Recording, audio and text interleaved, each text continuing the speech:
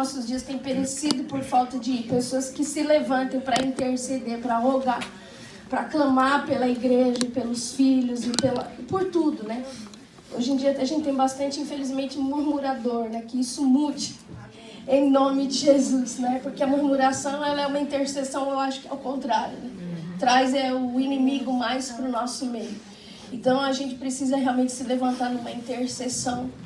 E os nossos filhos, a maioria de nós, eu creio que os nossos filhos desde pequenos já estão na igreja, não?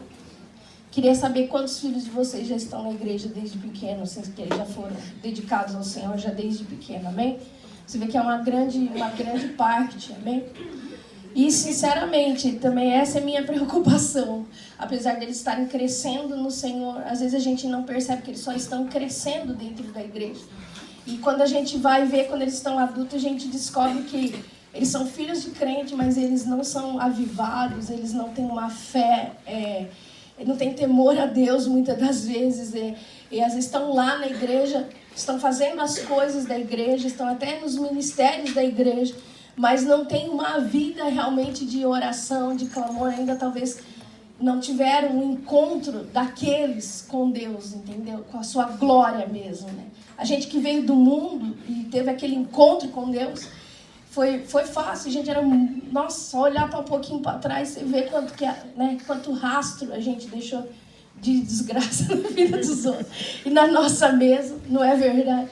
Mas eles, por não terem feito nada de errado, esse que é o problema, né? Eles se acham que eles não têm nada que pedir perdão, eles acham que fica aquela coisa, amam a Deus, eles se perguntam, eles amam a Deus, eles até lêem a Bíblia, eles até lêem a Bíblia, eles vão lá no culto de jovens, fazem as coisas, mas não tem aquela vida, não tem aquela coisa realmente que a gente sabe que tem um potencial ali implantado, inclusive coisas entesouradas que nós conquistamos no mundo espiritual para a vida deles, não desce, fica ali pousando na cabeça deles. E eu não sei você, mas parece que a gente vê ali os tesouros ali em cima, de tanta oração da gente. E fala, quando que ele vai fazer esse download, né? Quando que ele vai acordar, né? E receber tudo aquilo que nós declaramos. Mas eu creio que hoje, amém? Em nome de Jesus, vamos aprender isso e que o Senhor nos dê graça para prosseguir hoje, amém?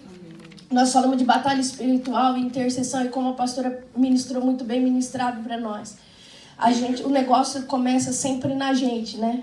Eles estão desse jeito, mas a gente vai ter que hoje olhar para nós e não só para eles, amém? Seja seu filho novo convertido, velho convertido, nasceu na igreja.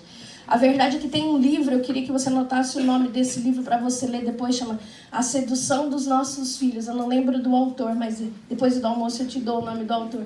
Esse livro, se você ler, ele é muito bom. Ele fala exatamente da sedução dos nossos filhos, amém? Daquilo que seduz os nossos filhos nos dias de hoje. Ele não é novo livro, mas você vê que já é um assunto meio antigo. O mundo está aí, ele só está progredindo, né? E a gente, muitas das vezes, a gente acha que os filhos, porque estão lá dentro da igreja, então a gente não consegue olhar realmente assim, o profundo. Porque a gente está sempre ocupado, ou então a gente está sempre preocupado com orar pelas finanças, ou orar por alguma situação, outra situação, e muitas vezes a gente esquece. Porque, afinal de contas, eles estão nos acompanhando na igreja. Eles estão lá, né? Todo domingo, né? Ali religiosamente. E o perigo é esse religiosamente, né?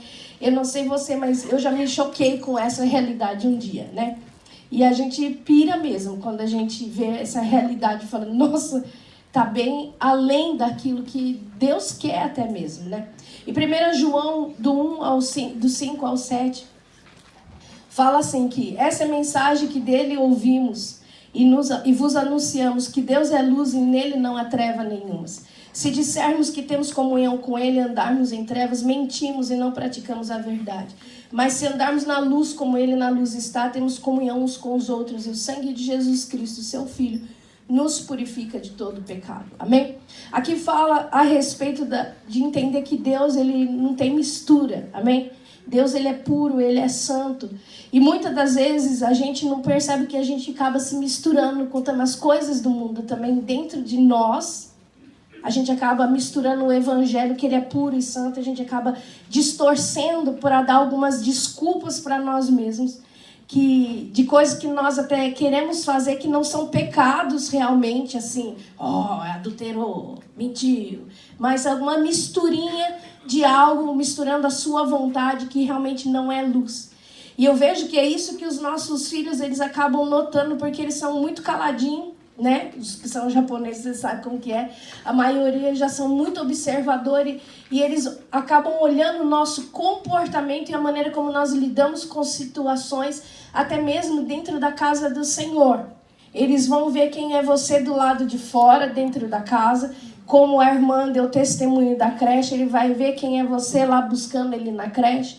E quem é você quando a coisa aperta, quando a situação aperta, quando tem uma briga dentro da igreja, quando tem uma discussão dentro da igreja. Como você reage, né? E aí ele vai ver toda essa vida eclesiástica que nós estamos envolvidos dentro da igreja. E dependendo da nossa reação, eles só colocam lá dentro deles algo assim, é como se fosse um pilarzinho, hipócrita. Essa religião não funciona. Ou o que adianta ser crente e ser assim?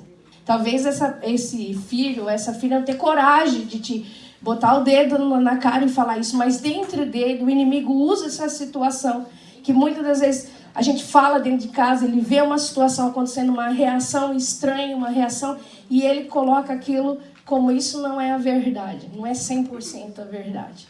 E o que não é 100% a verdade está misturado com a mentira. E é aqui quando começa toda a confusão, certo? E por causa desse distanciamento que nós achamos que eles estão acompanhando a gente, andando com a gente, tudo de bom está acontecendo, né? Eles estão voltando do culto feliz, rindo, coisa e tal. A gente não consegue entrar dentro do coração deles e entender o que está acontecendo lá dentro. E isso é uma coisa que a gente não percebe que a gente faz, né? É uma coisa que você não percebe, vai passando os dias e aquilo, como ela disse, foi uma semente ali que vai crescer uma hora.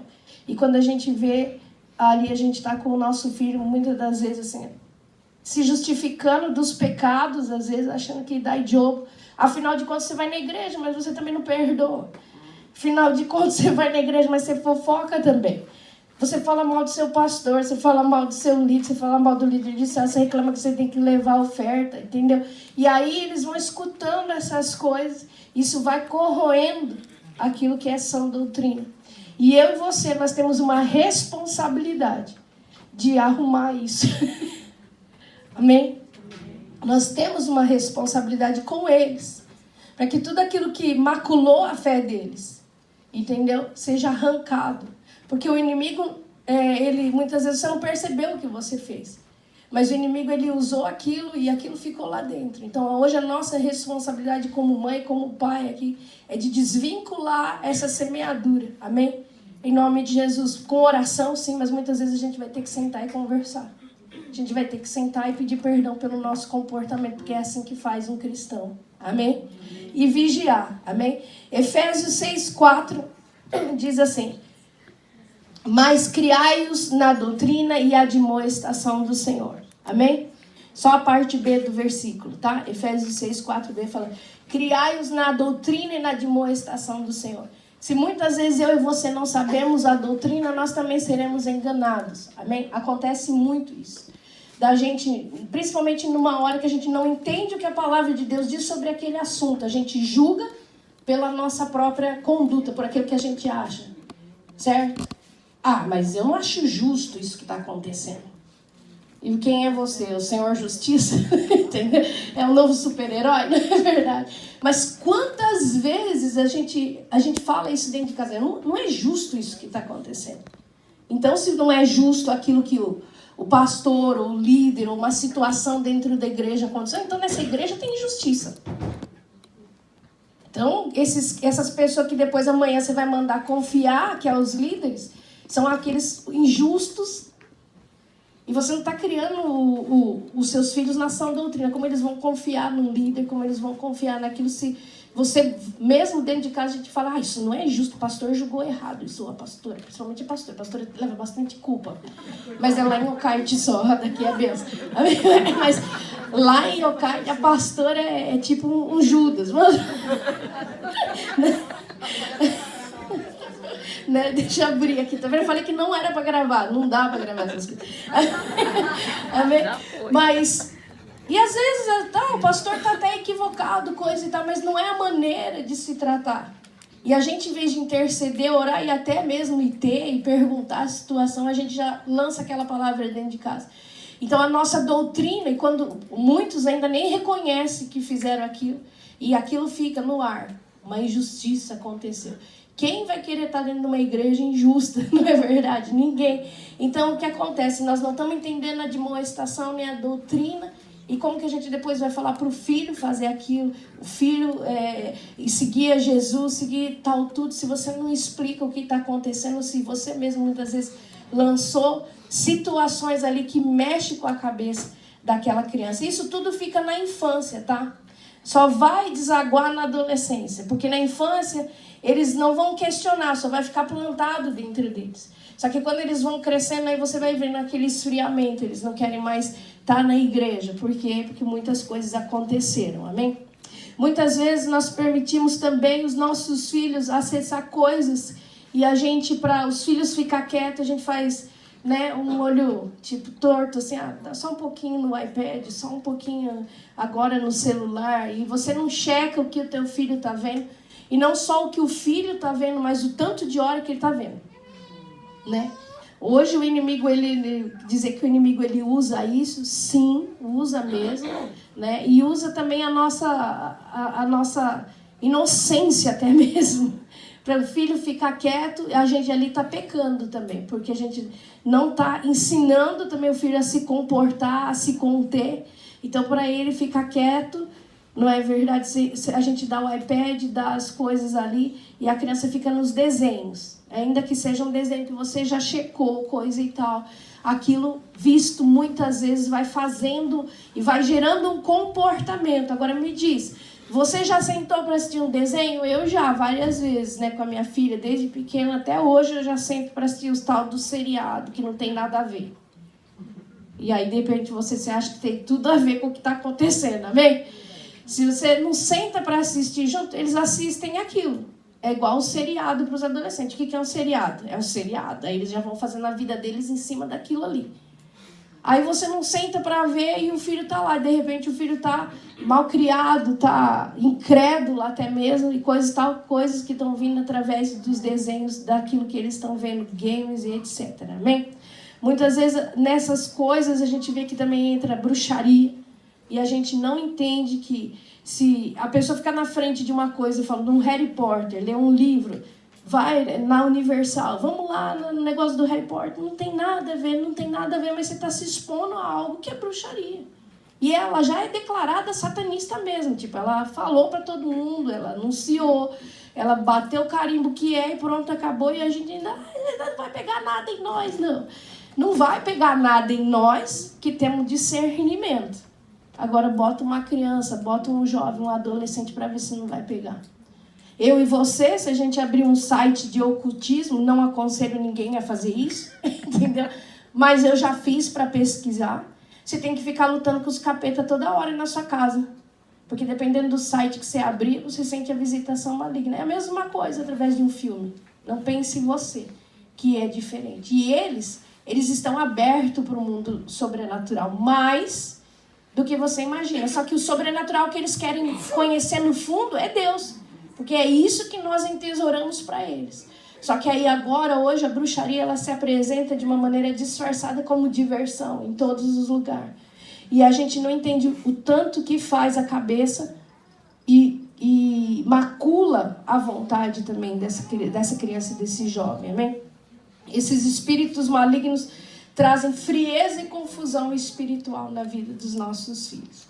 E agora a grande pergunta, o que fazer, né? O que fazer, né? Então você não vai chegar em casa e falar, tudo é do capeta, tudo é do diabo. Mas como foi a pastora, ela falou hoje aqui, tem coisa que a gente vai ter que dar um basta, tem coisa que a gente vai ter que ter coragem, pedir sabedoria de Deus. Eu sei que quando a gente passa no encontro, a gente aprende um monte de coisa, a gente vai e arranca um monte de coisa, passa o tempo, mas só uma coisinha, só mais uma coisinha, só mais uma coisinha.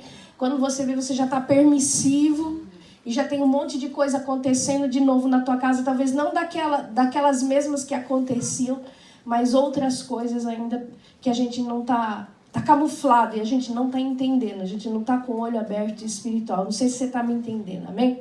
Outro dia eu estava falando com a minha filha e ela falou, na hora que você está desestressado, na hora geralmente que você está fazendo uma coisa legal, comendo, preparando um sanduíche, fazendo alguma coisa assim, que a pessoa baixa a guarda, passeando no shopping. Ela falou, eu não consigo entender esse negócio, porque eu falo muito para ela, né? Você vai ter o que você falar, né? Eu não consigo entender isso que você fala, não. Eu falei, por que não? Ela falou assim, porque qual a diferença disso e da lei da atração? Eu falei, mas aonde você viu a lei da atração? Ela deu risada para mim, aonde que ela viu? Na internet, é claro, eles são jovens. Eles veem lá, peça ao universo. Diga que hoje eu na frente do espelho sou linda, sou maravilhosa, eu vou vencer. Entendeu? Qual é a diferença de você ler um livro, como um livro que tem cristão, há poder em suas palavras, amém? Que fala que é para você falar, eu sou vencedora, eu sou linda, eu sou bonita, eu vou vencer. Qual é a diferença? Ela queria saber qual é a diferença. Eu falei, a diferença é a fonte. Falei, essa aqui é a fonte da nova era, essa aqui é a palavra. Agora me diz uma coisa, aonde esse povo louco se baseou? Na Bíblia, porque está escrito aqui, Provérbios 18, 21, a morte e a vida estão no poder da língua, e aquele que a ama comerá do seu fruto. Primeiro veio a palavra, depois a confusão que os outros estão pegando aí, falando que é a lei do universo, fala com o universo, fica falando com o universo, cai uma estrela na nossa cabeça, entendeu?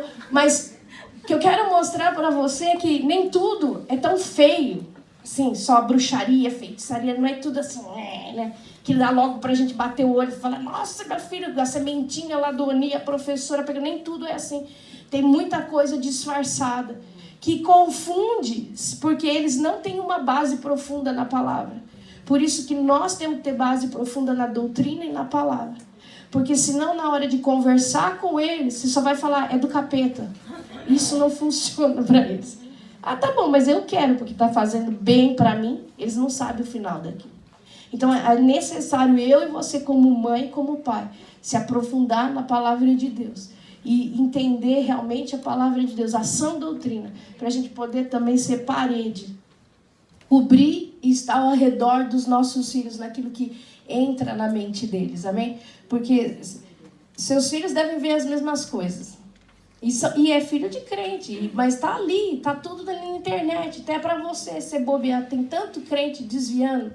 Se eu te falar, porque fica vendo coisa na internet, até pregação que não tem nada a ver, pregação, pastor que não tem nada a ver, né? Falando bobeiragem, né? E trazendo umas coisas num outro sentido. E hoje tá até os crentes, né, antigo desviando por causa de bobeira, imagina os filhos. Então, nós temos uma obrigação, amém? Porque essa era negra, nós já estamos dentro dela, nós estamos vivendo dentro disso daí, amém? Então, nós temos essa obrigação de ser realmente pessoas da palavra. Deus tem propósito na vida dos nossos filhos, amém? Eles não são só nossos filhos. Meus filhos. Deus deu eles para nós nessa geração, para cumprir um propósito nessa geração. E deu eles para nós aqui no Japão para fazer algo nessa nação. Amém? Isso é claro. Dentro desse propósito que é para todos que eu vejo, para cada um aqui vai ser algo diferente do outro. Cada filho aqui vai ser algo diferente do outro. Você não sabe, talvez seu filho não seja só pastor, talvez seu filho não seja só líder, mas talvez ele esteja aí na mídia, talvez ele esteja influenciando as outras áreas, entendeu? Então, os nossos filhos estão sendo abertos caminhos para eles na sociedade de um jeito que para nós é fábrica, né? Entendeu? Mas nós estamos aqui segurando eles embaixo, porque Deus tem um propósito na vida deles. E se eu e você não orarmos para que o propósito na vida deles seja consumado, o inimigo ele está aí, né, com todas essas coisas para tirar os nossos filhos desse propósito, impedindo que eles realmente cumpram o que eles têm que cumprir nessa geração. Amém? Assim foi Samuel. 1 Samuel 1:28 diz assim: por isso, também ao Senhor eu o entreguei, como a pastora já leu, por todos os dias que viver, pois ao Senhor foi pedido e adorou ali o Senhor. Houve uma consagração ao Senhor, amém? Em 1 Samuel 3:4, Deus ele fala com Samuel e ele aprende a ouvir a voz de Deus. Aqui a gente entende o papel também dos pais ensinarem a ouvir a voz de Deus, né? No caso ali foi Eli que ensinou ele, mas existe um papel nosso de ensinar os nossos filhos a ouvir a voz de Deus. Você ouve a voz de Deus? Como você ouve a voz de Deus? E deixa a criança falar, e deixa o adolescente falar. Talvez você vai descobrir que ele nunca ouviu a voz de Deus. Ele está vindo na igreja, mas ele nunca realmente ouviu a voz de Deus. E você não pode fazer assim, não acredito, que nem eu fiz isso. Não faça isso. Né? Vai pelos meus erros que eu estou ensinando, já dando um caminho abreviado para você. Porque a pessoa guarda para dentro dela, tipo, meu Deus, e agora? Né? Acaba mentindo que eu ouço a voz de Deus. Mas você nunca ouviu a voz de Deus? Pergunta numa boa e ensina, amém? Eu costumo falar, não vem, como diz aquele livro de instrução, né? Para quem tem um filho só. Quem tem o segundo dá para melhorar, mas quem tem só um é muito joelho e oração, porque você erra tudo naquele, acerta tudo naquele. Só tem uma chance. Por isso quem só tem um filho aí, não bater, vai ter no outro, amém? Você vai acertar no primeiro, amém? 1 Samuel 3,19. Samuel desenvolveu uma vida de comunhão e intimidade com Deus. Ana o deixou ser discipulado. Tem um tempo que o filho, no começo, a gente que fala tudo, né, pra criança, o que tá acontecendo, coisa e tal, tudo que é uma criança. Mas chega o tempo que ele já tá na igreja e tem líderes sobre a vida dos seus filhos. Principalmente na adolescência. Eles vão tentar fugir dessa liderança de qualquer jeito. Né, Tati? A Tati e o Alex foram líderes dos meus filhos, a Bruninha, também não sei, a Bruninha não está aqui, a Vivi, né? E foram fases na vida deles e eles tentam fugir do líder de qualquer jeito. Eles chegam, eles falam mal do líder, sabe? Aquela célula tá chata, né? Eles fazem o que eles puderem fazer para sair e escapar daquilo que eles têm que fazer e da verdade. Se nessa hora a gente, é mesmo, aquele líder é complicado, entendeu? Você não deixa o líder discipular, ainda que você tenha que conversar com o líder depois sozinho. Mas você precisa deixar também outra pessoa ser instrumento e discipular o teu filho, porque esse líder, ele está vendo o seu filho sem parcialidade. Queridas e queridos, nós somos coruja. É terrível. Por mais que a gente queira ser imparcial, por mais que a gente tente ser imparcial, são os nossos filhos. E a gente dá uma puxadinha assim, né? Que nem Eli, né? Dá uma limpa... Né? Mas não é tão feio o pecadinho dele. Não foi só aí, né? Por causa do outro que ele fez isso. Né? Entendeu? Aquela criança horrível da igreja, mas meu filho, não é verdade? É bem assim, então a gente tem que deixar, amém? E se o líder errar? Conte com Deus, amém? Porque eu não acredito que tenha um líder que queira destruir o seu filho. Se tiver, vamos, né, conversar. Mas eu não acredito, né? Eu não acredito que tenha um líder que queira destruir um jovem, um adolescente ou uma criança. Mas se errar, amém? Deus, ele pode usar até o erro, amém? Porque não foi um erro proposital. E Deus vai cuidar. E aí você vai poder conversar com o líder e explicar a sua parte. Mas cuidado com a maneira como às vezes a gente não permite o líder discipular o nosso filho também. E às vezes para o líder ele vai contar coisa que para você não vai contar. Entendeu? E nem é para o líder contar também para você, porque às vezes tem coisa que você não vai saber tratar, entendeu? Então é orar mesmo todo o tempo para que Deus esteja agindo nesse conjunto que se chama igreja, amém? Em nome de Jesus.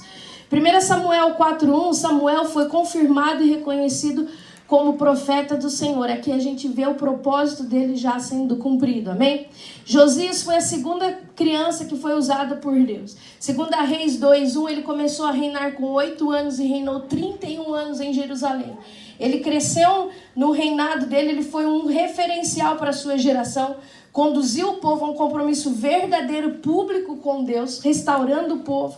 Queimou todos os artigos feitos a Baal, a Sera e ao exército do céu. Removeu os sacerdotes idólatras, ou seja, fez uma limpa no lugar. Derrubou casas de prostituição no templo. Derrubou altares pagãos nos terraços. Puniu médios e espiritistas. Está em 2 Reis 23:25. A Bíblia fala que não houve nenhum rei como ele. Um homem cheio, se tornou um homem cheio do temor do Senhor. E fez um limpa. E até dentro da igreja, vamos dizer assim. Agora já pensou o meu filho, a minha filha e o seu filho ser um homem, uma mulher assim, que vai impactar uma nação num tempo de uma igreja fria, talvez. Entendeu? No tempo de uma igreja idólatra, talvez, vem um homem cheio do poder de Deus, cheio da vontade de Deus, cheio do propósito de Deus e coloca as coisas no lugar. É possível, é provável. É para a gente orar para eles serem isso, amém? Porque um jovem, quando vê outro jovem inflamado pelo poder de Deus, queimando pelo poder de Deus, ele incendeia outros. Uma criança, quando vê outra criança que ora e que busca o Senhor, aquele poder incendeia outras crianças, amém? Essa semana uma irmã mandou o filho dela orando, eu achei muito legal, porque ela filmou, ela falou, eu não aguentei, porque ele orou pelo presente do Natal já. Eu falei, cara, ele tá adiantado, né? E ela não ficar só ministração na igreja, naquilo que o professor da salinha fala, mas a mãe e o pai fazer as suas ministrações, explicar a palavra do Senhor dentro de casa. Colocar, inculcar dentro do coração da criança a verdade da palavra de Deus, porque ali também a criança, o adolescente, o jovem, ele vai poder perguntar. E ela falou para ele sobre amor e paciência. Aí ele começou a orar, né, por Senhor, me dá paciência para esperar o meu brinquedo até o Natal. E abençoa minha mãe, porque minha mãe é linda, mas era muito linda. Ele orando, minha mãe é muito linda. E que ela fique muito boa, ou seja, pensei, tem que melhorar, né? Mas que ela fique muito boa, e abençoa meu pai onde ele estiver. Ele é bem pequenininho. Que ele é muito linda também. Eu falei, discordo, mas é como a criança vê os pais, é como a criança coloca a fé. Eu escrevi para ela, nossa, tá orando mais que muito adulto. Aí meu marido escreveu assim, falou assim, essa é a oração que realmente o inferno se abala. Porque é uma oração com coração puro, descomprometido, não vê maldade, ninguém vê o pai que é lindo, onde já se viu. Consegue ver coisa bonita, amém? Consegue pedir para o Senhor ali em fé, assim. A gente não tem esse nível de fé, a gente ora duvidando. Porque a incredulidade também, o mundanismo também, a gente passa mais tempo em coisas que não são a palavra de Deus, que não é o contato com a palavra de Deus, com o Espírito Santo. Então, a nossa fé, ela também fica maculada. Por isso que a gente tem que, primeiro nós, temos que nos aprumar com o Senhor. E colocar na nossa vida, Senhor, eu quero queimar, que meu filho, minha filha, me veja queimando de amor por Ti, não por religião, mas queimando de amor por Ti, pela Tua verdade. Quando acontecer uma coisa difícil, que me dá um coração perdoador para me ministrar, não só através daquilo que eu falo, mas das minhas atitudes, que eu sou igual a Jesus. Amém? E assim, com certeza, nós vamos conseguir trazer os nossos filhos também, tem essa parte nossa. Amém? Então, nós precisamos orar pelos nossos filhos, pelo seu propósito, e instruí-los também na sua identidade. Porque mais do que o diabo, ele tem mexido com os nossos filhos, é na sua identidade, de quem eles são.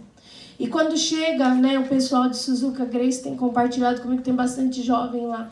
Eles são umas bênçãos, jovens, já estão pegando fogo por Jesus, eles têm uma adoração diferente. Você vê que eles querem Jesus, eles recebem a unção, eles recebem o toque de Deus, eles oram, mas eles já estão sendo bombardeados na escola, porque eles não namoram, entendeu? Justa questão do namoro, né? Eles não namoram, isso é de outro mundo, né? E começa aquela coisa entrando e querendo corromper. Então a gente vê que os jovens, eles são atacados, as crianças são atacadas em um nível, os jovens em outro nível, né? Então nós temos que eles entendam o propósito e a identidade deles, senão eles vão fazer o que a galera faz, entendeu? Porque para não deixar de ser legal no meio da galera, para não deixar de ter amigos lá fora, né? E se a gente pudesse falar tudo o que acontece realmente com os nossos filhos, a gente precisa ver que a gente precisa orar também por uma reforma na igreja, amém? Realmente na questão dos jovens, a gente precisa orar por uma reforma.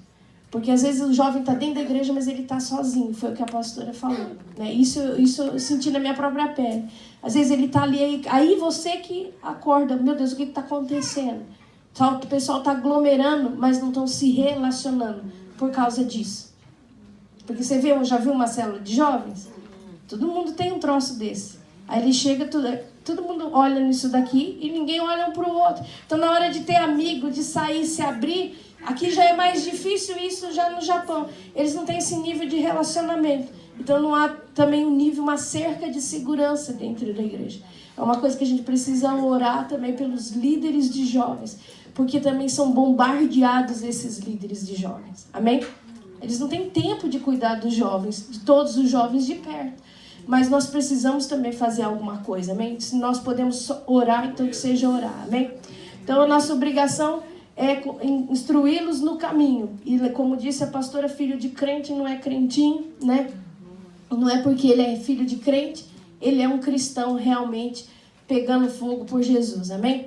O que fazer, né? Nós teremos casos a considerar então agora na nossa geração, mas agora é 1h da tarde.